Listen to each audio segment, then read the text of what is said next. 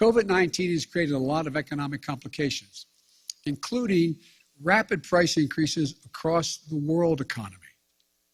People see it at the gas pumps, the grocery stores, and elsewhere. So here's what we're going to do. A critical job in making sure that the elevated prices don't become entrenched rests with the Federal Reserve, which has a dual mandate: full employment and stable prices. The Federal Reserve provided extraordinary support during the crisis for the previous year and a half. Given the strength of our economy and the pace of recent price increases, it's appropriate, as the Federal Chairman Powell, the Fed Chairman Powell, has indicated, to recalibrate the support that is now necessary. I respect the Fed's independence, and I've nominated 5 superb individuals to serve on the Federal Board of Governors, men and women from a variety of ideological perspectives. They're eminently qualified, historically diverse, and have earned bipartisan praise. And I call on the United States Senate to confirm them without any further delay.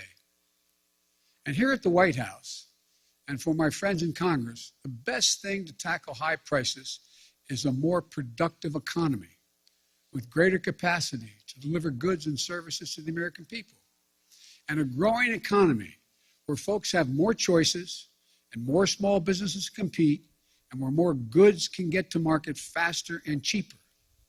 I've laid out a 3-part plan to do just that. First, fix the supply chain. COVID-19 has had a global impact on the economy. When a factory shuts down in one part of the world, shipments to shops and homes and businesses all over the world are disrupted. COVID-19 has compounded that many times over. A couple of months ago, in this very room, we heard dire warnings about how the supply chain problems could create a real crisis around the holidays. So we acted. We brought together business and labor, and that much predicted crisis did not occur. 99% of the packages were delivered on time, and shelves were stocked.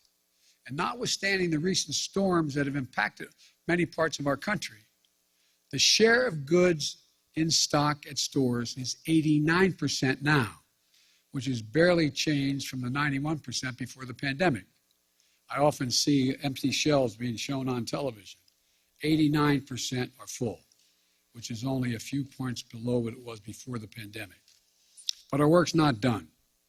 My infrastructure law will supercharge your effort upgrading everything from roads and bridges to ports and airports, railways and transit, to make the economy move faster and reduce prices for families. Second thing, my Build Back Better plan will address the biggest cost of working families face every day. No other plan will do more to lower the cost for American families.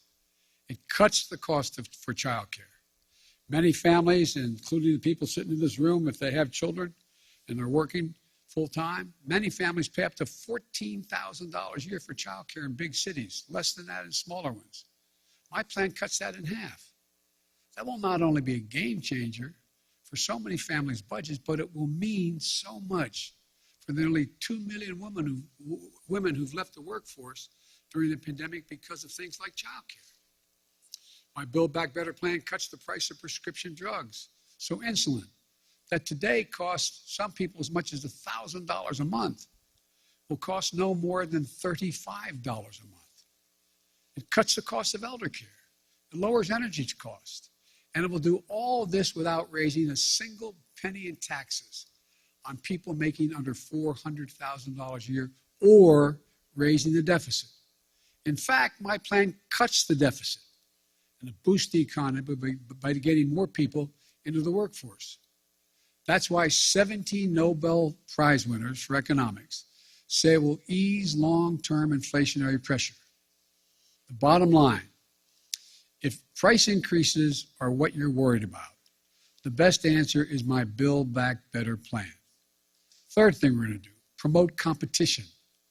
Look, in too many industries, a handful of giant companies dominate the market in sectors like meat processing, railroad, shipping, and other areas. This isn't a new issue.